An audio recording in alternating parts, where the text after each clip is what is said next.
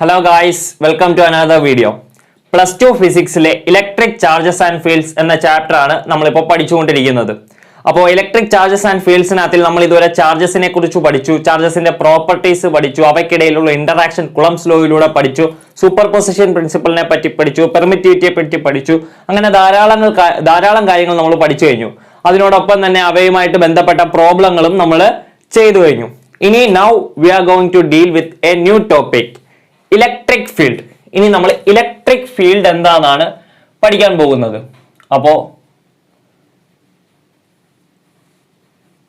Electric field നമുക്കറിയാം, A charged particle always interact with another charged particle. ഒരു charged particle മറ്റൊരു charged പാർട്ടിക്കിളുമായിട്ട് എപ്പോഴും interact ചെയ്യും. ഇതൊരു പോസിറ്റീവ് ചാർജ് ആണെന്ന് കരുതുക. ഈ പോസിറ്റീവ് ചാർജ് തന്റെ അടുത്തിരിക്കുന്ന മറ്റൊരു പോസിറ്റീവ് ചാർജിനോട് എപ്പോഴും ഇന്ററാക്ട് ചെയ്യും. ഇവിടെ ഒരു ഫോഴ്സ് ഓഫ് റിപ്പൽഷൻ ആയിരിക്കും നമുക്ക് ഉണ്ടാകുന്നത്. അത് കുളംസ് ലോയിലൂടെ നമ്മൾ പഠിച്ചാണ്. ഇവയ്ക്കിടയിലുള്ള സെപ്പറേഷൻ R ആണെങ്കിൽ ഇവയ്ക്കിടയിൽ ഒരു ഫോഴ്സ് ഉണ്ടാകുമെന്ന് നമ്മൾ കുളംസ് ലോയിലൂടെ പഠിച്ചതാണ്. അതേ കൂട്ട് തന്നെ ഒരു ചാർജ്ഡ് ബോഡി, ഒരു പോസിറ്റീവ്ലി ചാർജ്ഡ് ബോഡി, ഒരു പോസിറ്റീവ്ലി ചാർജ്ഡ് ബോഡി ഒരു അൺചാർജ്ഡ് ബോഡിയുടെ അടുക്കലേക്ക് വെക്കുകയാണെന്ന് കരുതുക. അപ്പോൾ ഇത് Q is equal to 0, അതായത് ഒരു അൺചാർജ്ഡ് ബോഡി. ഇവിടെ Q is equal to some capital Q. അപ്പൊ ഇതിന്റെ ചാർജ് ക്യാപിറ്റൽ Q, ഇതിന്റെ ഒരു ചാർജ്ലെസ് ബോഡിയാണ്. അപ്പൊ ഈ രണ്ട് ബോഡികൾക്കിടയിൽ ഒരു ഇന്ററാക്ഷൻ ഉണ്ടോ? അപ്പോ ഇത് പോസിറ്റീവ് ചാർജ് ആയതുകൊണ്ട് തന്നെ ഈ അൺചാർജ്ഡ് ബോഡിയിലുള്ള നെഗറ്റീവ് ചാർജസിനെ ഇത് അട്രാക്ട് ചെയ്യും. അതേ കൂട്ട് തന്നെ പോസിറ്റീവ് ചാർജിനെ റിപ്പൽ ചെയ്യും, അല്ലെ? അപ്പൊ ഇവിടെ എന്ത് സംഭവിച്ചു? ചാർജിന്, ഈ അൺചാർജ്ഡ് ബോഡിയിൽ ഒരു റീഡിസ്ട്രിബ്യൂഷൻ സംഭവിച്ചു. ചാർജിന്റെ ഒരു റീഡിസ്ട്രിബ്യൂഷൻ സംഭവിച്ചു. ഈ റീഡിസ്ട്രിബ്യൂഷന് നമ്മളൊരു പേര് വിളിച്ചിരുന്നു. മെത്തേഡ് ഓഫ് ചാർജിങ് എന്ന വീഡിയോയ്ക്കകത്തിൽ നമ്മളൊരു പേര് വിളിച്ചിരുന്നു. ആ പേരാണ് ഇൻഡക്ഷൻ. അപ്പോ ഇവിടെ കുളംസ് ലോ നോക്കിക്കേ. F is equal to ഇതിന്റെ Q നമുക്കറിയാം 1/4πε0. അതിനെ ഞാൻ K എന്ന് വിളിക്കുന്നു. ഫസ്റ്റ് ബോഡിയുടെ ചാർജ് Q, സെക്കൻഡ് ബോഡിയുടെ 0. അപ്പൊ Q into 0. അപ്പൊ എന്താ പറ്റി? Full time F is equal to 0 എന്നായിപ്പോയി. പക്ഷെ ഇവിടെ ഫോഴ്സ് 0 ആണോ? ഒന്ന് നോക്കിക്കേ. പോസിറ്റീവ് ചാർജ് നെഗറ്റീവിനെ അട്രാക്ട് ചെയ്യുന്നുണ്ട്, പോസിറ്റീവിനെ റിപ്പൽ ചെയ്യുന്നുണ്ട്. അപ്പൊ ഇവിടെ ഒരു നെറ്റ് ഫോഴ്സ് ഉണ്ടെന്ന് നമുക്ക് കാണാൻ സാധിക്കുന്നുണ്ട്. പക്ഷെ കുളംസ് ലോ അനുസരിച്ച് ഇവിടെ ഫോഴ്സ് 0 ആണെന്ന് പറയുന്നു. അപ്പൊ കുളംസ് ലോയിൽ തെറ്റുണ്ടോ എന്ന് ചോദിച്ചു കഴിഞ്ഞാൽ തെറ്റില്ല. കാരണം കുളംസ് law deals with point charges. കുളംസ് law എപ്പോഴും പറയുന്നത് എന്തിനു വേണ്ടിയിട്ടാണ്? പോയിന്റ് ചാർജസിന് വേണ്ടിയിട്ടാണ്. കുളംസ് ലോ പോയിന്റ് ചാർജസിനെ പറ്റിയാണ് പറയുന്നത്. പക്ഷെ ഇവിടെ നമ്മൾ പോയിന്റ് ചാർജസ് ആണോ? അല്ല, ചാർജ് ഡിസ്ട്രിബ്യൂട്ട് ചെയ്തേക്കുന്ന ബോഡിയെ പറ്റിയാണ്. അപ്പൊ അതിനെ പറ്റിയൊന്നല്ല നമ്മളിപ്പോ പറയുന്നത്, നമ്മൾ ഇലക്ട്രിക് ഫീൽഡിനെ പറ്റിയാണ്. അപ്പൊ ഞാൻ ഇതൊന്ന് സൂചിപ്പിച്ചെന്നേ ഉള്ളൂ. അപ്പോ എപ്പോഴും ഒരു നെറ്റ് ഫോഴ്സ്, ഒരു ഇന്ററാക്ഷൻ എപ്പോഴും നമുക്ക് കാണാൻ സാധിക്കുന്നുണ്ട്. രണ്ട് ചാർജ്ഡ് പാർട്ടിക്കിൾസിനിടയിൽ ഒരു ഫോഴ്സ് ഉണ്ട്. ആ ഫോഴ്സ് 1/4πε0 Q1 Q2 R² നമ്മൾ കുളംസ് ലോയിൽ പഠിച്ചു. ഇതിപ്പോ നെഗറ്റീവ് ചാർജസ് ആണെങ്കിലും ഇവയ്ക്കിടയിൽ എപ്പോഴും ഒരു ഇന്ററാക്ഷൻ ഉണ്ട്. ഒന്നെങ്കിൽ അട്രാക്ട് ചെയ്യും, അല്ലെങ്കിൽ റിപ്പൽ ചെയ്യും. ഇപ്പോ എന്റെ കയ്യിലിരിക്കുന്ന ഈ പേന, ഈ മാർക്കറെ എനിക്ക് എന്റെ അടുക്കയിലോട്ട് വലിക്കണം. അപ്പൊ ഞാൻ എന്തോ ചെയ്യും? ഒരു ഫോഴ്സ് കൊടുത്ത് എന്റെ അടുക്കയിലോട്ട് പുള്ള് ചെയ്യും. ഇനി ഇത് എന്റെ അടുക്കൽ നിന്ന് റിമൂവ് ചെയ്യണമെങ്കിലോ ഞാൻ അതേ കൂട്ട് തന്നെ ഒരു ഫോഴ്സ് കൊടുത്ത് ഇതിനെ പുഷ് ചെയ്ത് എന്റെ അടുക്കൽ നിന്നും ദൂരെ മാറ്റും. അപ്പൊ എപ്പോഴും ഒരു കോണ്ടാക്ട് നിങ്ങൾക്ക് കാണാൻ സാധിക്കും. എന്റെ കൈയും ഈ പേനയും തമ്മിൽ ഒരു കോണ്ടാക്ട് വെച്ചാണ് ഞാൻ ഇതിനെ പുള്ള് ചെയ്യുന്നതും പുഷ് ചെയ്യുന്നതും എല്ലാം ചെയ്യുന്നത്. പക്ഷെ ഇവിടെ നിങ്ങൾ ചാർജസിന്റെ കേസ് നോക്കിയേ. ഈ രണ്ട് ചാർജസിനിടയ്ക്ക് ഒരു കോണ്ടാക്റ്റും ഇല്ല. എന്നിരുന്നാലും അവ തമ്മിൽ ഒരു റിപ്പൽഷൻ, ഒരു ഫോഴ്സ് ഓഫ് റിപ്പൽഷൻ കാണാൻ സാധിക്കുന്നുണ്ട്. അതേ കൂട്ട് തന്നെ ഇൻഡക്ഷനെ നമ്മൾ നോക്കിക്കഴിഞ്ഞാൽ, നമ്മൾ മെത്തേഡ് ഓഫ് ചാർജിങ് പഠിച്ച ഇൻഡക്ഷനകത്ത് നമ്മൾ പറയുന്നത് എന്തുവാ? When A body is brought near an uncharged body. ഒരു അൺചാർജ്ഡ് ബോഡിയുടെ അടുക്കയിലോട്ട് ഒരു ചാർജ്ഡ് ബോഡി കൊണ്ടുവരിക, മുട്ടിക്കണമെന്ന് പറയുന്നില്ല. മുട്ടിച്ചു കഴിഞ്ഞാൽ കണ്ടക്ഷൻ ആവും. അപ്പൊ അവിടെ ഇൻഡക്ഷൻ സംഭവിക്കുന്നുണ്ട്. അവിടെ ഒരു ഫോഴ്സ് നമുക്ക് കാണാൻ സാധിക്കുന്നുണ്ട്. ഇവിടെ ഒരു ഫോഴ്സ് നമുക്ക് കാണാൻ സാധിക്കുന്നുണ്ട്.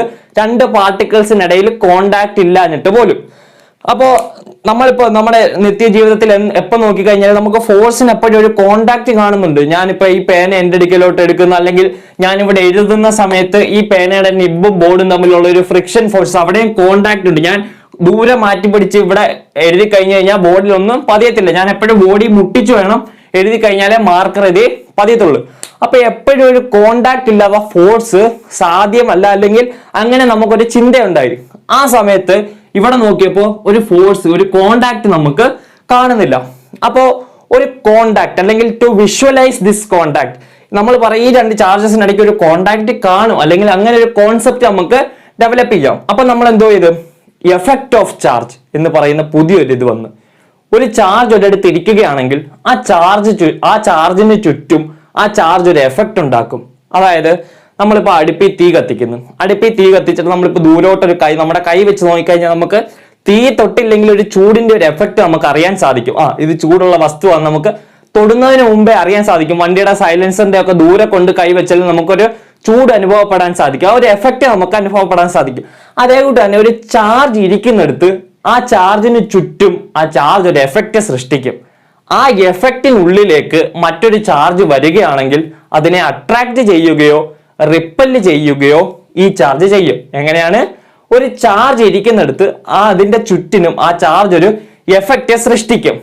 ആ എഫക്റ്റിനുള്ളിലേക്ക് മറ്റേതെങ്കിലും ഒരു ചാർജ് വരികയാണെങ്കിൽ നമ്മുടെ എഫക്റ്റ് സൃഷ്ടിച്ച ചാർജ് മറ്റു ചാർജിനെ അട്രാക്ട് ചെയ്യുകയോ റിപ്പല് ചെയ്യുകയോ ചെയ്യും.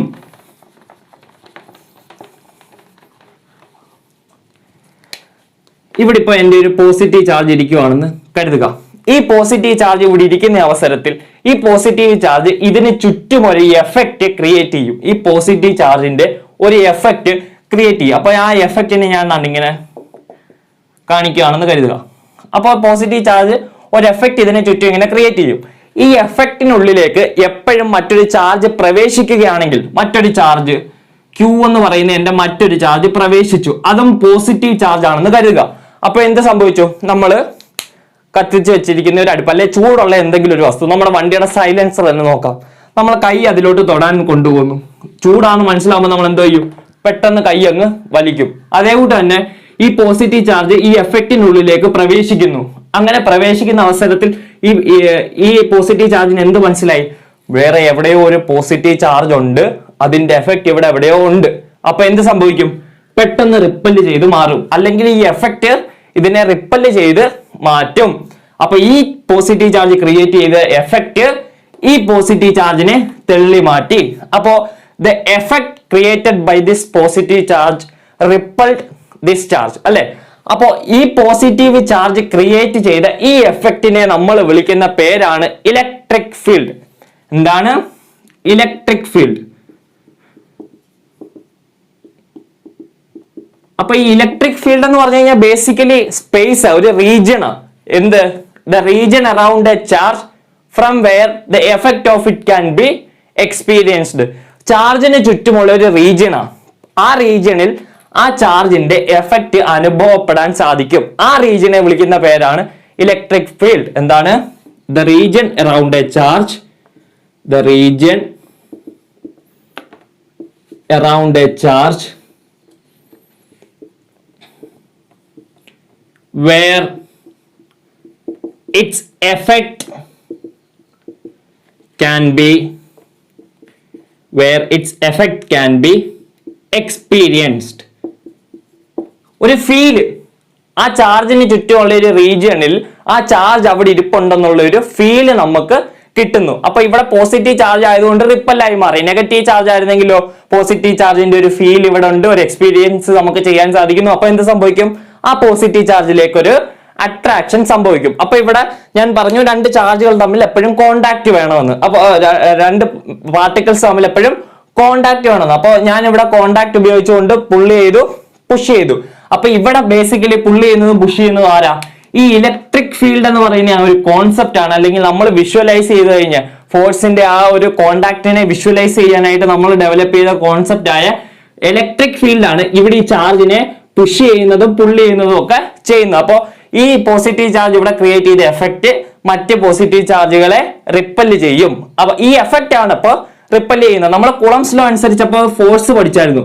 ആ ഫോഴ്സ് ഇപ്പൊ ആർ ഡിസ്റ്റൻസ് ആണ് ഇവയ്ക്കിടയിലെങ്കിൽ ഒരു റിപ്പൽഷൻ ഉണ്ട്. അത് F = K Q1 Q2 r² നമ്മൾ പഠിച്ചു. അപ്പൊ ഇപ്പൊ നമ്മൾ പറയുന്നു ആദ്യമേ ഈ ചാർജ് ഒരു എഫക്റ്റ് അതിന്റെ ചുറ്റിനും ക്രിയേറ്റ് ചെയ്യും. ആ എഫക്റ്റ് ആണ് അതിനെ റിപ്പല് ചെയ്യുന്നതെന്ന്.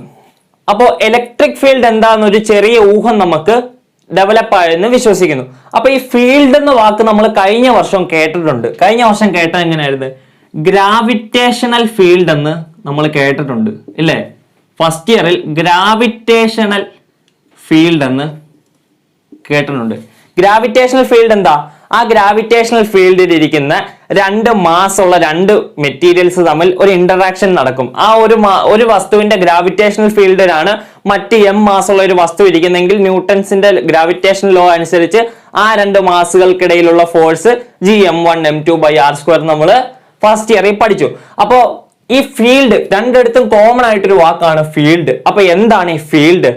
Field is A characteristics by which an object അല്ലെങ്കിൽ a material applies force on another without any physical contact. നിങ്ങൾക്ക് പഠിക്കാനുള്ള ഡെഫിനിഷൻ ഒന്നും അല്ല.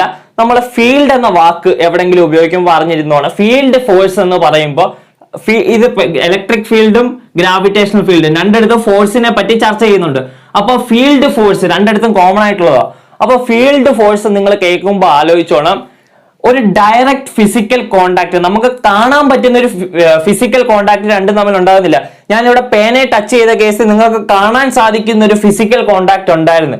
പക്ഷെ ചാർജിനെ സംബന്ധിച്ചിടത്തോളം രണ്ട് ചാർജുകൾ അടുത്ത് കൊണ്ടുവരുന്ന അവസരത്തിൽ പോസിറ്റീവ് ചാർജ് ആണെങ്കിൽ റിപ്പല്ലായി മാറുക. അവിടെ ഒരു വിഷ്വൽ ഫിസിക്കൽ കോണ്ടാക്ട് ഇല്ല. ആ അവസരത്തിലാണ് നമ്മൾ ഫീൽഡ് ഫോഴ്സ് എന്നതിനെ വിളിക്കുന്നത്. അപ്പൊ ഫീൽഡ് ഈസ് എ ക്യാരക്ടറിസ്റ്റിക്. ഞാൻ ഇതൊന്ന് തുടച്ചിട്ട് ഫീൽഡിന്റെ ഡെഫിനേഷൻ നിങ്ങൾക്ക് ആവശ്യമില്ല. ഞാൻ എന്താ ഫീൽഡ് നിങ്ങളൊന്ന് മനസ്സിലാക്കാൻ വേണ്ടി ഫീൽഡ് എന്താണെന്ന് എഴുതാം.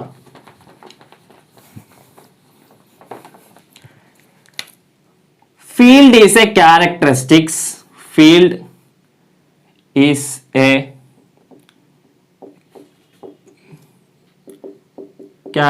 characteristic by which one object applies force on another without any visual contact അല്ലെ വിഷ്വൽ ഫിസിക്കൽ കോണ്ടാക്ട് എന്ത് വേണേലും എഴുതാം.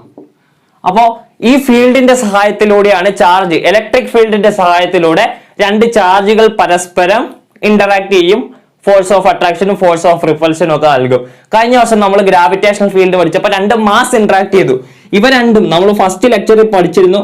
മാറ്ററിന്റെ രണ്ട് ഇൻട്രിൻസിക് പ്രോപ്പർട്ടിയാണ് മാസും ചാർജും.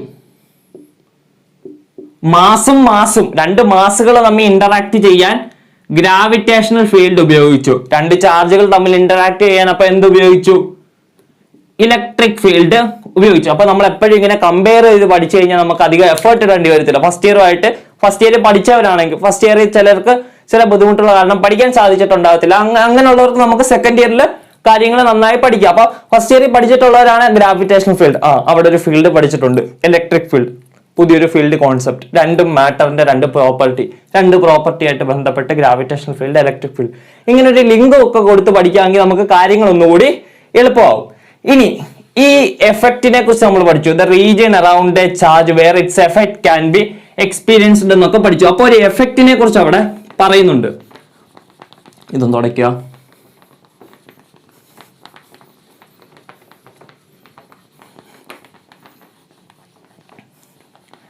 നമ്മൾ കുളംസ് ലോയിൽ രണ്ട് ചാർജസിനിടയ്ക്കുള്ള ഫോഴ്സ് എങ്ങനെയായിരുന്നു പഠിച്ചത്? F is equal to K, അതായത് 1/4πε Q1 Q2 r². അവിടെ ഒരു R വരുന്നുണ്ട്, അതായത് ഒരു ഡിസ്റ്റൻസ് അവിടെ മാറ്റർ ആവുന്നുണ്ട്. Inversely proportional, inverse square law. അതായത് എൻ്റെ ഒരു പോസിറ്റീവ് ചാർജ് ഇവിടെ ഇരിക്കുന്നു. ഈ പോസിറ്റീവ് ചാർജ് അതിന്റെ ചുറ്റിനും ഒരു എഫക്റ്റ് ക്രിയേറ്റ് ചെയ്യും, നമ്മളിപ്പോ പഠിച്ച കൂട്ട്. അപ്പൊ ആ എഫക്റ്റിനുള്ളിലേക്ക് ഇവിടെ എഫക്റ്റ് ഉണ്ടെന്ന് കരുതുക, ഞാൻ എല്ലായിടവും ഡോട്ട് ഇടുന്നില്ല, ഇവിടെ എഫക്റ്റ് ഉണ്ടെന്ന് കരുതുക. ഈ എഫക്റ്റിലേക്ക് മറ്റൊരു പോസിറ്റീവ് ചാർജ് വരുന്നു. അപ്പൊ എന്ത് ചെയ്യും? രണ്ട് പോസിറ്റീവ് ചാർജുകൾ തമ്മിൽ റിപ്പൽ ചെയ്യും. ഇവയ്ക്കിടയിലുള്ള സെപ്പറേഷൻ R ആണെന്ന് കരുതുക. അങ്ങനെയാണെങ്കിൽ ഇവയ്ക്കിടയിൽ ഒരു ഫോഴ്സ് ഉണ്ടാകും അല്ലെ? ആ ഫോഴ്സ് ഇതിനോട് തുല്യമായിരിക്കും, R1 എന്ന് വിളിക്കുക. അപ്പൊ R1² തുല്യമായിരിക്കും. അതേ കൂട്ട് ഈ പോസിറ്റീവ് ചാർജിന് തൊട്ടടുത്ത് ഇതിനേക്കാളും വളരെ അടുത്ത് മറ്റൊരു ചാർജ് ഇരിക്കുന്നു, Q2 എന്ന് പറയുന്ന മറ്റൊരു ചാർജ് ഇരിക്കുന്നത്. അപ്പൊ ഇവയ്ക്ക് രണ്ടിന്റെ ഇടയ്ക്കും ഒരു ഫോഴ്സ് കാണും, R2 ആ ഡിസ്റ്റൻസ് എന്ന് കരുതുക. നമുക്കറിയാം ദൂരം കൂടുന്തോറും ഫോഴ്സ് കുറഞ്ഞു വരും. അപ്പൊ ഇവിടെ ദൂരം കുറവാ, അപ്പൊ ഈ പോസിറ്റീവ് ചാർജും Q2 ആയിട്ടുള്ള ഇന്ററാക്ഷൻ ആയിരിക്കും സ്ട്രോങ്ങർ. ഇതിനെ പെട്ടെന്ന് റിപ്പൽ ചെയ്ത് മാറ്റും, ഇതിനെ കുറച്ച് പയ്യെ റിപ്പൽ ചെയ്ത് മാറ്റത്തുള്ളൂ. അപ്പൊ ചില ഇടങ്ങളിൽ ഈ ഇലക്ട്രിക് ഫീൽഡ് സ്ട്രോങ്, അല്ലെങ്കിൽ ചില ഇടങ്ങളിൽ ഈ ചാർജ് ഉണ്ടാക്കുന്ന ഫോഴ്സ് സ്ട്രോങ്ങറും ചില ഇടങ്ങളിൽ ഈ ചാർജ് ഉണ്ടാക്കുന്ന ഫോഴ്സ് വീക്കറുമാ. അടുത്തിരുന്നപ്പോ സ്ട്രോങ്ങറും ദൂരോട്ട് മാറിയപ്പോ വീക്കറുമായി മാറി. അത് നമുക്ക് കൂളംസ് ലോയിലൂടെ വ്യക്തമാണ്. അപ്പോൾ നമ്മൾ പറഞ്ഞു ഈ ഇലക്ട്രിക് ഫീൽഡ് ആണ് ഇതിനെ തള്ളി മാറ്റുന്നതെന്ന്. അതിന്റെ അർത്ഥം ഇവിടെ ധാരാളം ഇലക്ട്രിക് ഫീൽഡ് ഉണ്ടെന്നും ഇവിടെ കുറവ് ഇലക്ട്രിക് ഫീൽഡ് ആണെന്നുമാണ്. അതായത് ഈ എഫക്റ്റ്, ഈ ചാർജിന്റെ ഈ എഫക്റ്റ് എന്ന് പറയുന്നത് ചില സ്ഥലത്ത് സ്ട്രോങ്ങും ചില സ്ഥലത്ത് വീക്കുവാ അല്ലെ, നമുക്ക് കാണാൻ സാധിച്ചു. ഇവിടെ വന്നപ്പോ ഈ ഫോഴ്സ് ഓഫ് റിപ്പൽഷൻ സ്ട്രോങ്ങർ ആയിരുന്നു, ഇവിടെ വന്നപ്പോഴോ ഫോഴ്സ് ഓഫ് റിപ്പൽഷൻ വീക്കർ ആയിരുന്നു. അപ്പൊ ചില സ്ഥലത്ത് സ്ട്രോങ്ങും ചില സ്ഥലത്ത് വീക്കറും. അപ്പൊ ഈ സ്ട്രോങ് വീക്ക് അങ്ങനെ നമുക്ക് എപ്പോഴും ഫിസിക്സ് പറയാനൊക്കത്തില്ല. അതിനൊരു ഫിസിക്കൽ ക്വാണ്ടിറ്റി നമ്മൾ കൊടുത്തു, ഇന്റൻസിറ്റി ഓഫ് ഇലക്ട്രിക് ഫീൽഡ്. ഇനി നമുക്ക് അതിനെ കുറിച്ച് പറയാം. ഞാൻ ഇതൊന്ന് തുടയ്ക്കുക.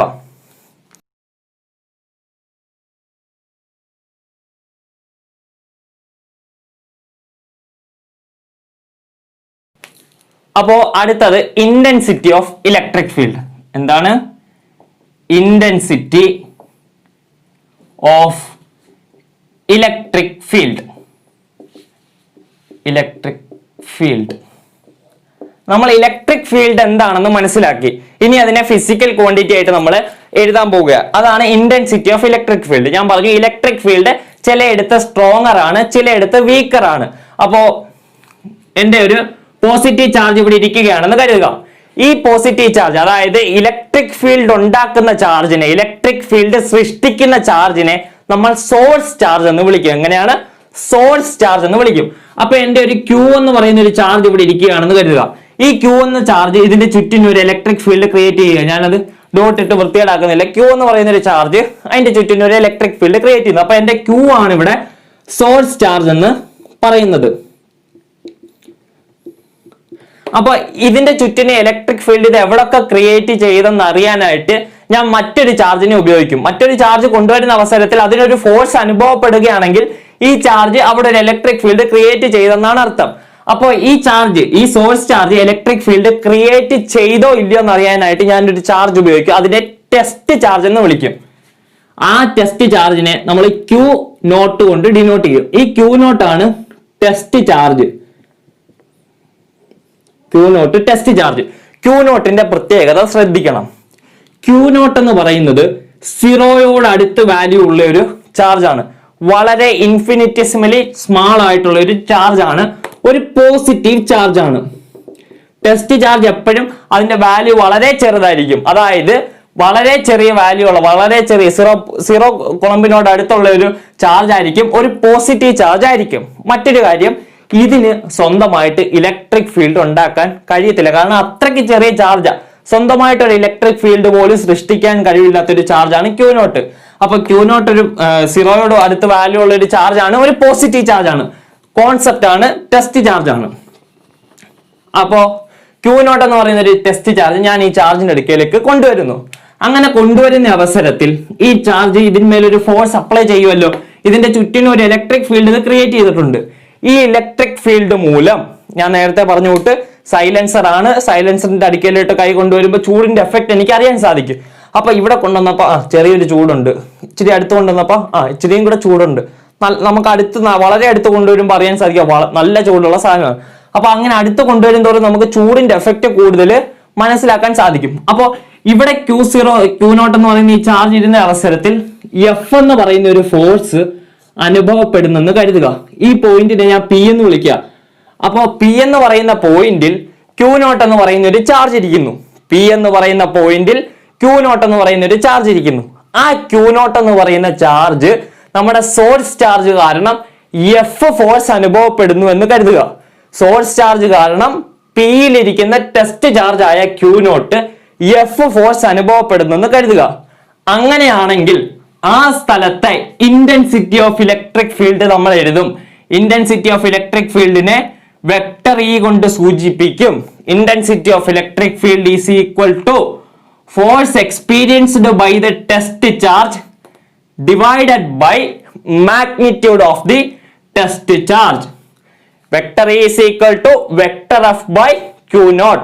അതായത് intensity of electric field at a point is equal to force experienced by that charge at that point divided by the magnitude of that charge. എങ്ങനെയാണ് electric field intensity due to a source charge equal to force experienced by a test charge divided by magnitude of that charge. ഇനി ഇവിടെ Q equal to 1 ആണെങ്കിലോ Q നോട്ടിന്റെ വില 1 ആണെന്ന് കരുതുക. അങ്ങനെയാണെങ്കിൽ നമുക്ക് എന്ത് എഴുതാം? Vector E is equal to vector F. അവിടെ നിന്ന് നമുക്ക് ഇന്റൻസിറ്റി ഓഫ് ഇലക്ട്രിക് ഫീൽഡിന് ഒരു ഡെഫിനിഷൻ ആയി എന്തുവാ? Intensity of electric field is equal to force. എന്ത് force? Force experienced by a unit positive charge. നമ്മൾ പറഞ്ഞു ടെസ്റ്റ് ചാർജ് എപ്പോഴും പോസിറ്റീവ് ആണ്. അപ്പൊ intensity of electric field is equal to force experienced by a unit positive charge. Q നോട്ടിന് 1 എന്ന് വില കൊടുത്തു, അതാണ് unit positive charge. Test charge positive ആണ് നമ്മൾ ആദ്യമേ പറഞ്ഞു കഴിഞ്ഞു. അതൊക്കെ നമ്മൾ ബേസിക് ആയിട്ട് മനസ്സിലാക്കിയിരിക്കേണ്ട കാര്യം. അപ്പൊ Q നോട്ടിന് 1 എന്ന് വില കൊടുത്തപ്പോൾ നമുക്ക് vector E is equal to vector F എന്ന് കിട്ടി. അപ്പൊ intensity of electric field is equal to the force experienced by a unit positive charge. ഒരു യൂണിറ്റ് പോസിറ്റീവ് ചാർജ് എക്സ്പീരിയൻസ് ചെയ്യുന്ന ഫോഴ്സിനെയാണ് ആ പോയിന്റിൽ ഇലക്ട്രിക് ഫീൽഡ് എന്ന് നമുക്ക് വിളിക്കാൻ സാധിക്കും. അതാണ് electric field intensity of electric field എന്ന് പറയുന്നത്. ഈ ഇന്റൻസിറ്റി ഓഫ് ഇലക്ട്രിക് ഫീൽഡ് നമുക്ക് കൺഫ്യൂഷൻ വരുന്ന ഒരു കാര്യമാണ് ഞാൻ ഈ അടുത്ത് പറയാൻ പോകുന്നത്. ഇന്റൻസിറ്റി ഓഫ് ഇലക്ട്രിക് ഫീൽഡിനെ ഇനി നമ്മൾ ഇലക്ട്രിക് ഫീൽഡ് എന്നേ വിളിക്കത്തുള്ളൂ. നമ്മൾ ഇന്റൻസിറ്റി ഓഫ് ഇലക്ട്രിക് ഫീൽഡ് എന്ന് നീട്ടി വിളിക്കത്തില്ല. ചില സമയത്ത് നമ്മൾ ഇലക്ട്രിക് ഫീൽഡ് എന്ന് പറയുമ്പോൾ തന്നെ അവിടെ ഉദ്ദേശിക്കുന്നത് ഇന്റൻസിറ്റി ഓഫ് ഇലക്ട്രിക് ഫീൽഡിനെയാണ്. ഇന്റൻസിറ്റി ഓഫ് ഇലക്ട്രിക് ഫീൽഡിനെ സ്ട്രെങ്ത് ഓഫ് ഇലക്ട്രിക് ഫീൽഡ് എന്നും വിളിക്കാറുണ്ട്. സ്ട്രെങ്ത് ഓഫ് ഇലക്ട്രിക് ഫീൽഡ് എന്നും വിളിക്കാറുണ്ട്. അപ്പൊ ഇതൊക്കെ തെറ്റിപ്പോകുന്ന കാര്യങ്ങളാണ്, മാറിപ്പോരുത്. ഇന്റൻസിറ്റി ഓഫ് ഇലക്ട്രിക് ഫീൽഡിനെ ചിലപ്പോൾ നമ്മൾ ഡെഫിനിഷൻ പറയുമ്പോൾ ഇലക്ട്രിക് ഫീൽഡ് എന്ന് തന്നെ വിളിക്കാറുണ്ട്. അപ്പൊ വാട്ട് ഈസ് ഇലക്ട്രിക് ഫീൽഡ്, അങ്ങനെ ഒരു ചോദ്യം വരാൻ സാധ്യതയില്ല. അഥവാ വന്നു കഴിഞ്ഞാൽ വാട്ട് ഈസ് ഇലക്ട്രിക് ഫീൽഡ് എന്ന് ചോദിച്ചു കഴിഞ്ഞാൽ നമുക്ക് എഴുതാം electric field is equal to the force experienced by a unit positive charge. ഈ ഇക്വേഷനും എഴുതാം. അല്ലെങ്കിൽ ഞാൻ ആദ്യമേ ഇലക്ട്രിക് ഫീൽഡ് എന്താന്ന് പറഞ്ഞു, the region around a charge where its effect can be experienced എന്ന് ഞാൻ ആദ്യം പറഞ്ഞു. അത് എഴുതിയതിനു ശേഷം ഇതാണ് നമുക്ക് ഇലക്ട്രിക് ഫീൽഡ് നമുക്കൊരു ഫിസിക്കൽ ക്വാണ്ടിറ്റി ആയിട്ട് ഒരു ഇക്വേഷൻ ആയിട്ട് എഴുതാൻ സാധിച്ചത് ഇന്റൻസിറ്റി ഓഫ് ഇലക്ട്രിക് ഫീൽഡിനെയാണ്. അപ്പൊ കൂടുതൽ പ്രാധാന്യം ഇലക്ട്രിക് ഫീൽഡ് എന്ന കോൺസെപ്റ്റിനെക്കാളും ഇന്റൻസിറ്റി ഓഫ് ഇലക്ട്രിക് ഫീൽഡ് ആണ്. ഇലക്ട്രിക് ഫീൽഡ് എന്നൊരു കോൺസെപ്റ്റ് നമ്മൾ സൃഷ്ടിച്ചു. ആ സൃഷ്ടിച്ചതിനെ നമ്മളത് ഫിസിക്സ് രൂപത്തിലേക്ക് മാറ്റിയെടുത്തിരിക്കുകയാണ്. അതാണ് ഇന്റൻസിറ്റി ഓഫ് ഇലക്ട്രിക് ഫീൽഡ് എന്ന് പറയുന്നത്. ഇനി നമുക്ക് ഒരു പോയിന്റ് ചാർജ്, നമ്മൾ പോയിന്റ് ചാർജിനെ കുറിച്ചാണ് നമ്മൾ എപ്പോൾ ഇവിടെ ചാർജിനെ പറ്റി പറഞ്ഞാൽ പോയിന്റ് ചാർജ് എന്താണെന്ന് നമ്മൾ ഫസ്റ്റ് സെക്കൻഡ് ലെക്ചറുകളിലൊക്കെ പോയിന്റ് ചാർജ് എന്താണെന്ന് പറ്റി ഡീറ്റെയിൽ പഠിച്ചിട്ടുണ്ട്. അപ്പോൾ ഞാൻ എപ്പോൾ പറയുമ്പോഴും പോയിന്റ് ചാർജിനെ കുറിച്ചാണ് പറഞ്ഞുകൊണ്ടിരിക്കുന്നത്. പോയിന്റ് ചാർജ് അല്ലാതെ വരുന്ന സാഹചര്യത്തിൽ ഞാൻ നിങ്ങളുടെ എടുത്തു പറയും ചാർജ് ഡിസ്ട്രിബ്യൂഷനെ കുറിച്ചാണ് പറയുന്നത്. അത് നമ്മൾ വൈകാതെ തന്നെ ചാർജ് ഡിസ്ട്രിബ്യൂഷൻ എന്താണെന്നൊക്കെ പഠിക്കും. അപ്പോൾ ഇപ്പം ഞാൻ പറയാൻ പോകുന്ന പോയിന്റ് ചാർജിനെ കുറിച്ചാണ്. ഒരു പോയിന്റ് ചാർജ് മൂലമുണ്ടാകുന്ന ഇലക്ട്രിക് ഫീൽഡിനെ കുറിച്ചാണ് ഇനി നമ്മൾ പഠിക്കാൻ പോകുന്നത്. ഞാൻ അതിന് മുമ്പ് ഇതൊന്ന് തുടങ്ങട്ടെ.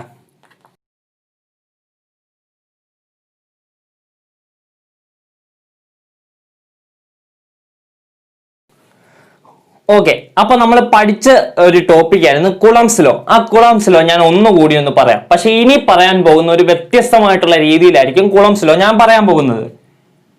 എന്റെ ഒരു സോഴ്സ് ചാർജ് ആണ് Q എന്ന് പറയുന്നത് എന്റെ ഒരു സോഴ്സ് ചാർജ് ആണ്, ഒരു പോസിറ്റീവ് ചാർജ് ആണെന്ന് കരുതുക.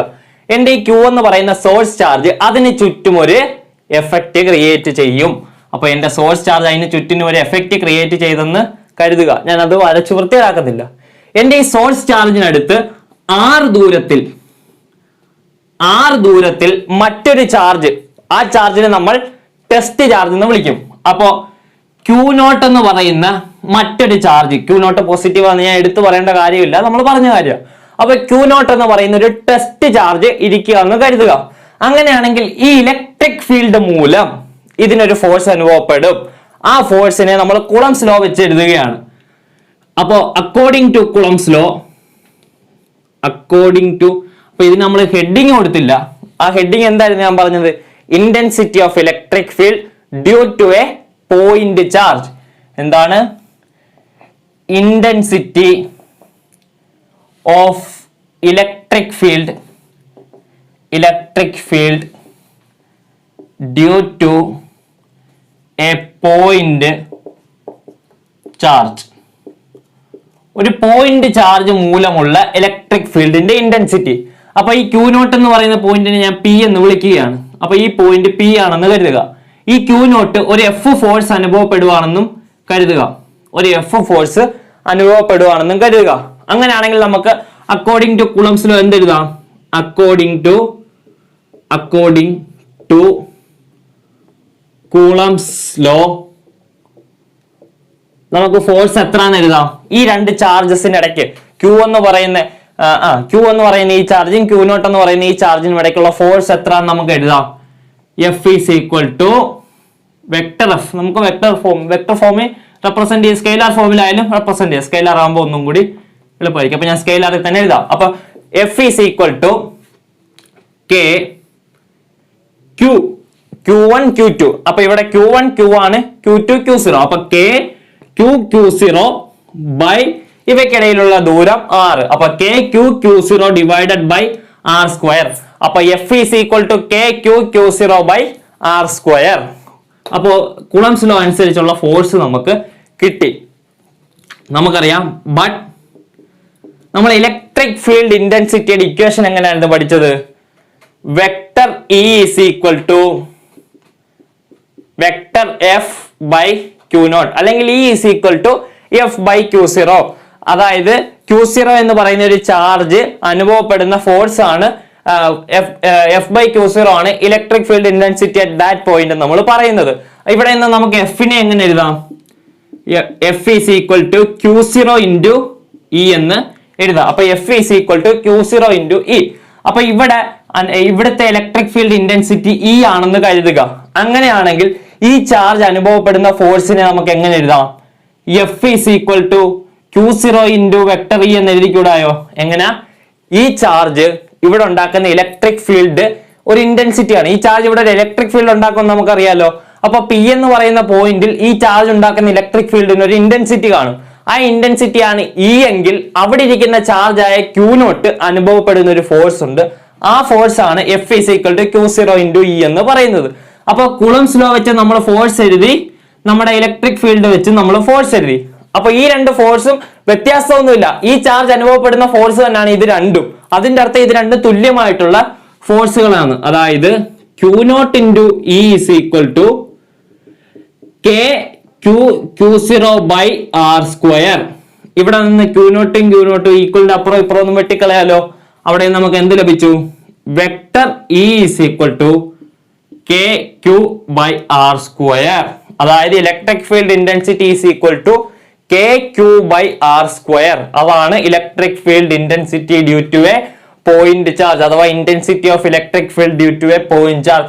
ഒരു പോയിന്റ് ചാർജ് Q എന്ന് പറയുന്ന പോയിന്റ് ചാർജ് ഉണ്ടാക്കുന്ന R ദൂരത്തിൽ ഉണ്ടാക്കുന്ന ഒരു ഇലക്ട്രിക് ഫീൽഡിന്റെ ഇന്റൻസിറ്റി ആണ് നമുക്ക് ഇവിടെ നിന്ന് ലഭിച്ചത്. ഇനി നിങ്ങൾക്ക് ശ്രദ്ധിക്കേണ്ട കാര്യം, ഇലക്ട്രിക് ഫീൽഡ് ഇന്റൻസിറ്റിക്ക് നമുക്ക് രണ്ട് ഇക്വേഷൻ ആയി. എന്തൊക്കെയാ? ആദ്യത്തെ equation vector E is equal to vector F by Q0. അടുത്തത് ഈ എഴുതിയത് equation vector E is equal to K Q by R square. രണ്ടും ഒരാൾ തന്നെ. അപ്പൊ നിങ്ങൾ അവിടെ ചിന്തിക്കേണ്ട കാര്യം, രണ്ട് ഇക്വേഷൻ തമ്മിലുള്ള വ്യത്യാസം എന്തുവാ? ഇവിടെ നോക്കിയേ, ഒരു ഇക്വേഷൻ നമുക്ക് ടെസ്റ്റ് ചാർജുമായിട്ട്, ഇലക്ട്രിക് ഫീൽഡും ടെസ്റ്റ് ചാർജും തമ്മിലുള്ള ഒരു റിലേഷൻ തന്നു.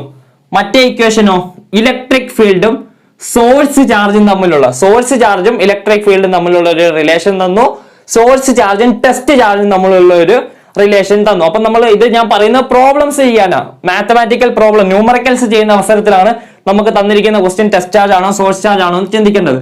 ഒരു ഇക്വേഷൻ ഇലക്ട്രിക് ഫീൽഡും ഫോഴ്സും തന്നു, മറ്റൊരു ഇക്വേഷൻ ഇലക്ട്രിക് ഫീൽഡും ഡിസ്റ്റൻസും തമ്മിലുള്ളത് തന്നു. അപ്പൊ ഈ ഇക്വേഷൻ എല്ലാം നമ്മൾ ഓർത്ത് വെച്ചിരിക്കണം.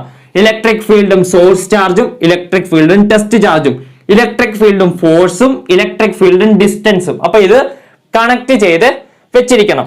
ഇനി ഇലക്ട്രിക് ഫീൽഡ് എങ്ങനെയുള്ള ക്വാണ്ടിറ്റിയാ? വെക്ടർ എന്ന് ഞാൻ ഇവിടെ പറയുമ്പോൾ തന്നെ നിങ്ങൾക്ക് മനസ്സിലായി കാണും ഇലക്ട്രിക് ഫീൽഡ് ഒരു വെക്ടർ ക്വാണ്ടിറ്റി ആണെന്ന്. തുടച്ചോട്ടെ.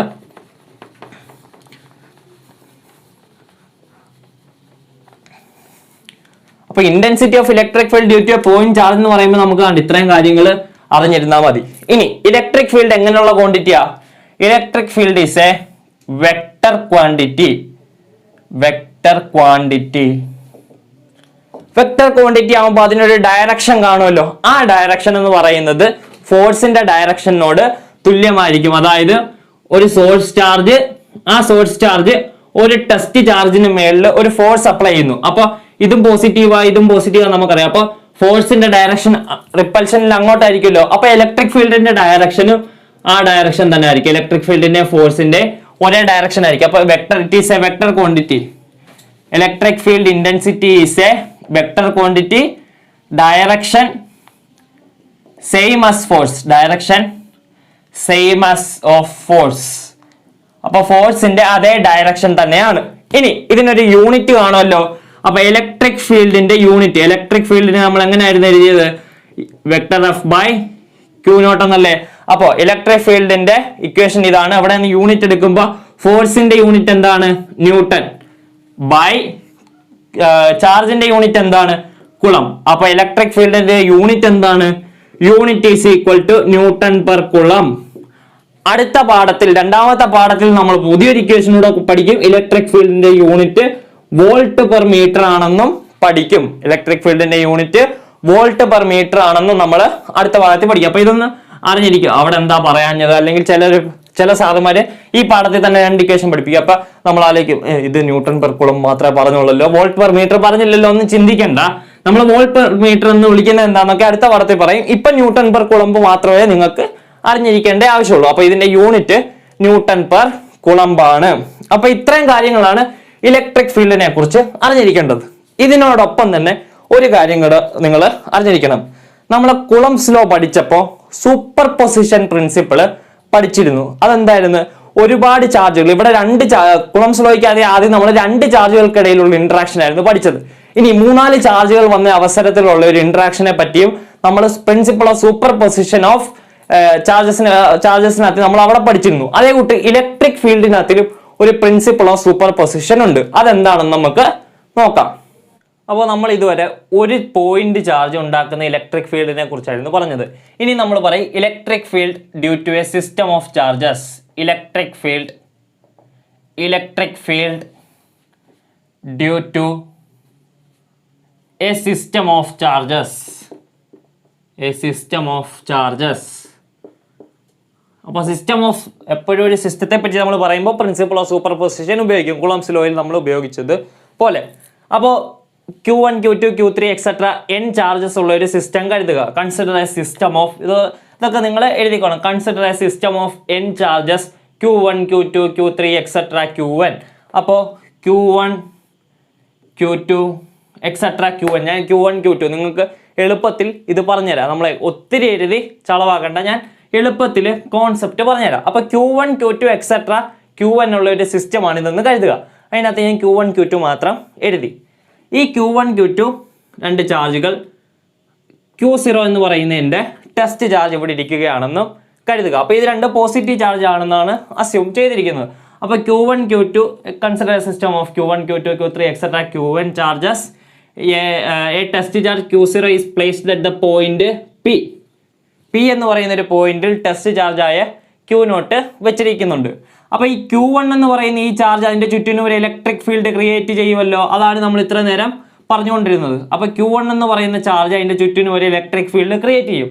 ആ ഫീൽഡിന്റെ അകത്ത് Q0 വരും. അപ്പോൾ ഈ Q0യ്ക്ക് ഒരു ഫോഴ്സ് അനുഭവപ്പെടും. ആ ഫോഴ്സിന്റെ ഡയറക്ഷൻ എങ്ങോട്ടായിരിക്കും? ഇങ്ങോട്ടായിരിക്കും. ആ ഫോഴ്സിനെ ഞാൻ F1 എന്ന് വിളിക്കുന്നു. അപ്പോൾ Q1 ക്രിയേറ്റ് ചെയ്ത ഇലക്ട്രിക് ഫീൽഡ് കൊണ്ട് Q0യ്ക്ക് ഒരു ഫോഴ്സ് അനുഭവപ്പെട്ടു. ആ ഫോഴ്സ് ആണ് F1 എന്ന് പറയുന്നത്. ഇനി നമ്മൾ പറഞ്ഞു ഇലക്ട്രിക് ഫീൽഡിനും ഫോഴ്സിനും ഒരേ ഡയറക്ഷൻ ആണ്. അപ്പോൾ F1 എന്നുള്ള ഈ ഫോഴ്സ് ഉള്ള അതേ ഡയറക്ഷനിൽ തന്നെ ആയിരിക്കും E1, അതായത് Q1 എന്ന് പറയുന്ന ചാർജ് ക്രിയേറ്റ് ചെയ്യുന്ന ഇലക്ട്രിക് ഫീൽഡ് ഉള്ളത്. അപ്പോൾ E1 എന്ന് പറയുന്ന ഇലക്ട്രിക് ഫീൽഡും ഈ ഡയറക്ഷനിൽ തന്നെ ആയിരിക്കും. ഇനി അടുത്തത് Q2 എന്ന് പറയുന്ന ചാർജ്. Q2 എന്ന് പറയുന്ന ചാർജ് അതിന്റെ ചുറ്റിനും ഒരു ഇലക്ട്രിക് ഫീൽഡ് ക്രിയേറ്റ് ചെയ്യും. ആ ഇലക്ട്രിക് ഫീൽഡിനുള്ളിൽ Q0 വരും, Q0 വരും.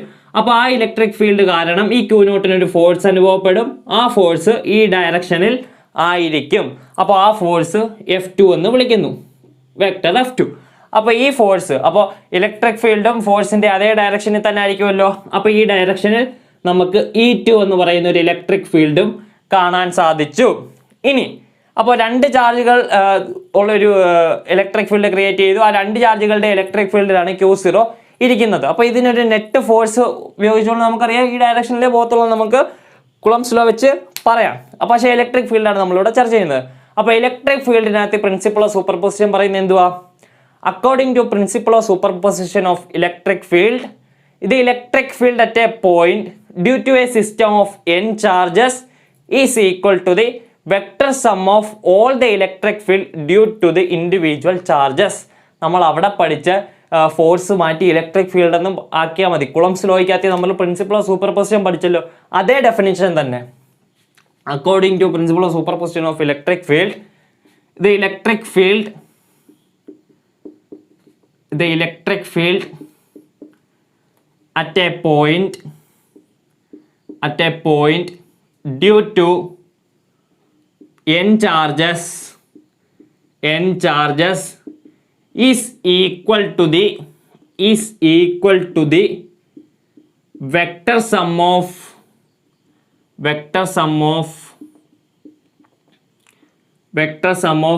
all the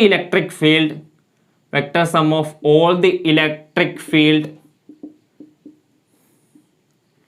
due to individual charges. അപ്പോൾ ഓരോ ഇൻഡിവിജ്വൽ ചാർജസ് ക്രിയേറ്റ് ചെയ്യുന്ന Q1 എന്ന് പറയുന്ന ഇൻഡിവിജ്വൽ ചാർജസ് ക്രിയേറ്റ് ചെയ്ത ഇലക്ട്രിക് ഫീൽഡാണ് E1. Q2 എന്ന് പറയുന്ന ഇൻഡിവിജ്വൽ ചാർജ് ക്രിയേറ്റ് ചെയ്ത ഇലക്ട്രിക് ഫീൽഡാണ് E2. അപ്പോൾ ഓരോ ഇൻഡിവിജ്വൽ ചാർജ് ക്രിയേറ്റ് ചെയ്യുന്ന ഇലക്ട്രിക് ഫീൽഡിൻ്റെയും വെക്ടർ സമ്മാണ് ഈ പോയിന്റിലെ P എന്ന് പറയുന്ന പോയിന്റിലെ ആകെ ഇലക്ട്രിക് ഫീൽഡ് എന്ന് പറയുന്നത്.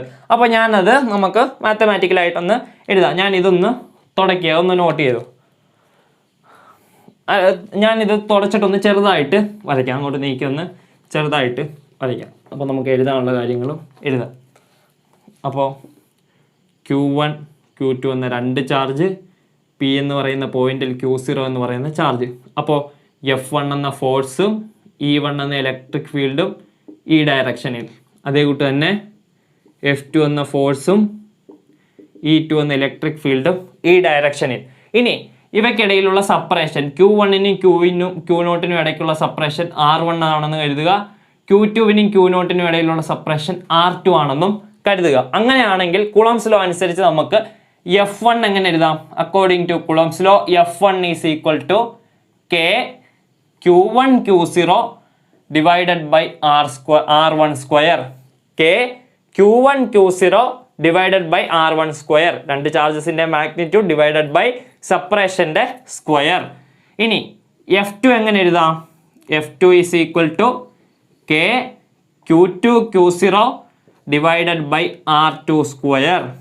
അങ്ങനെ നമുക്ക് എഴുതാം. ഇനി എക്സെട്ര Fn, നമ്മൾ n സിസ്റ്റം ഉള്ള ഒരു ചാർജ് എന്നാണ് പറഞ്ഞത്. പറഞ്ഞു കുളവാക്കാതിരിക്കാൻ വേണ്ടി നമ്മൾ രണ്ട് ചാർജിനെ കൺസിഡർ ചെയ്തു. അങ്ങനെയാണെങ്കിൽ Fn നമുക്ക് എങ്ങനെ എഴുതാം? K Q1 Q0 divided by Rn square. K Q1 Q0 divided by Rn square. അപ്പോൾ F1 F2 Fn ഇതെല്ലാം നമ്മൾ എഴുതി. ഇനി ഇലക്ട്രിക് ഫീൽഡ്, ഓരോ പോയിന്റിലെ ഇലക്ട്രിക് ഫീൽഡ് എഴുതാം. ഇലക്ട്രിക് ഫീൽഡ് ഇൻഡിക്കേഷൻ നമുക്കറിയാം. Electric field is equal to vector F by Q0. അപ്പോൾ നമ്മൾ ഓരോ സ്ഥലത്തെയും ഫോഴ്സ് എഴുതി. അങ്ങനെയാണെങ്കിൽ നമുക്ക് ഇവിടെ നിന്ന് ഇലക്ട്രിക് ഫീൽഡ് എഴുതാലോ. E1 is equal to vector F by Q0. അപ്പോൾ ഇവിടെ ഡിവൈഡഡ് ബൈ Q0 വരുന്ന അവസരത്തിൽ ഈ Q0യും എഫിനകത്തിലെ Q0യും എൻ്റെ ഡിവൈഡഡ് ബൈ Q0യും തമ്മിൽ ഈ Q0 അങ്ങ് ക്യാൻസൽ ആയി പോകും. ഞാൻ ഒരിടത്ത് എഴുതി കാണിക്കാം. ഇപ്പോൾ vector is equal to vector F by Q0 എന്ന് പറയുന്നു. അങ്ങനെ ആവുമ്പോൾ K Q1 Q0 by R1 square divided by Q0 എന്ന് വരും. അങ്ങനെ വരുന്ന അവസരത്തിൽ ഈ Q0യും ക്യാൻസൽ ആയി പോകും. അതെങ്ങനെയാ? ഇതിനെ നമ്മൾ ഒന്നുകൂടെ മോഡിഫൈ ചെയ്ത് കഴിഞ്ഞാൽ Q1 Q0 divided by Q0 into R1 square എന്ന് വരും.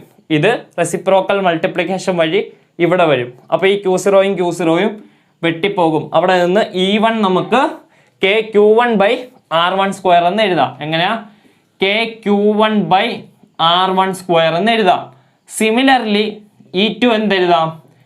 Q2 ബൈ R2 സ്ക്വയർ എന്ന് എഴുതാം. അതേ കൂട്ട് തന്നെ എക്സെട്ര EN വരുമ്പോൾ എങ്ങനെ എഴുതാം?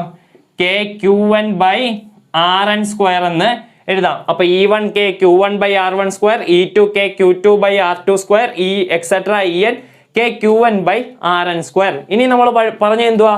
Electric field at a point due to n charges is equal to the vector sum of all the electric field due to the individual charges. ഇനി അപ്പോൾ നെറ്റ് ഇലക്ട്രിക് ഫീൽഡ്, ഈ പോയിന്റിലെ നെറ്റ് ഇലക്ട്രിക് ഫീൽഡ്, അപ്പോൾ ഈ net എന്ന് പറയുന്നത് ഓരോ electric ഫീൽഡുകളും തമ്മിൽ വെക്ടർ സം ചെയ്യുക. അപ്പോൾ ഈ net is equal to vector E1 plus vector E2 plus etcetera plus vector EN. അപ്പോൾ ഈ നെറ്റ് നമുക്ക് vector E1 plus vector E2 plus etcetera plus vector EN. Vector E1 എത്രയാണെന്ന് നമുക്കറിയാം? Q1 by R1 square, Q1 by R1 square plus Q2 by R2 square plus etcetera plus Q1 by Rn square ആണല്ലോ. ഇവിടെ നിന്ന് നമുക്ക് എന്ത് common എടുക്കാം? ഇങ്ങ് common എടുക്കാൻ സാധിക്കും. അല്ലെങ്കിൽ നിങ്ങൾ ജസ്റ്റ് ഇവിടെ വരെ നിർത്തിയാൽ മതി. കോമൺ എടുത്തൊന്നും ഒത്തിരി കോംപ്ലക്സ് ആക്കാൻ നിൽക്കണ്ട. Q1 plus by R square plus Q2 by R2 square. അപ്പോൾ ഇലക്ട്രിക് ഫീൽഡിൻ്റെ സൂപ്പർ പൊസിഷൻ പ്രിൻസിപ്പിൾ പറയുന്നത് ഇത്രയും കാര്യങ്ങൾ ആണ്. ഇനി നമ്മൾ ഈ വീഡിയോ ഇവിടെ കൊണ്ട് വൈൻഡപ്പ് ചെയ്യുകയാണ്. നമുക്ക് ഇത്രയും കാര്യങ്ങൾ ഇവിടെ പഠിച്ചിരുന്നാൽ മതി. ഇനി അടുത്ത നമ്മൾ ചാർജ് ഡിസ്ട്രിബ്യൂഷനെ കുറിച്ചാണ് പഠിക്കാൻ പോകുന്നത്. ഇതുവരെ നമ്മൾ പോയിന്റ് ചാർജിൻ്റെ കഥയായിരുന്നു പഠിച്ചുകൊണ്ട് ഇരുന്നത്. ഇതുവരെ നമ്മൾ പോയിന്റ് ചാർജസിനെ കുറിച്ചാണ് പഠിച്ചുകൊണ്ടിരുന്നത്. ഇനി നമ്മൾ ചാർജ് ഡിസ്ട്രിബ്യൂഷനെ കുറിച്ചാണ്. അതായത് ഒരു ബോഡിയിൽ, ഇപ്പോൾ ഒരു സോളിഡ് ബോഡിയിൽ അല്ലെങ്കിൽ ഒരു വയറിൽ ചാർജ് കാണും, അങ്ങനെ ഓരോ ബോഡികളിൽ ചാർജ് കാണും. ഇനി നമ്മൾ ചാർജ് ഡിസ്ട്രിബ്യൂഷനെ കുറിച്ചാണ് അടുത്ത വീഡിയോയിൽ പഠിക്കുന്നത്. ചാർജ് ഡിസ്ട്രിബ്യൂഷൻ മൂലമുള്ള ഇലക്ട്രിക് ഫീൽഡ്, ഒരു സർക്കിളിൻ്റെ ആക്സസിൽ വരുമ്പോൾ ഇലക്ട്രിക് ഫീൽഡ്, അതിനെപ്പറ്റിയൊക്കെ ആയിരിക്കും നമ്മൾ ഇനി പഠിക്കാൻ പോകുന്നത്. അപ്പോൾ ഈ പറഞ്ഞ കാര്യങ്ങളൊക്കെ മനസ്സിലായി എന്ന് വിശ്വസിക്കുന്നു. All the very best.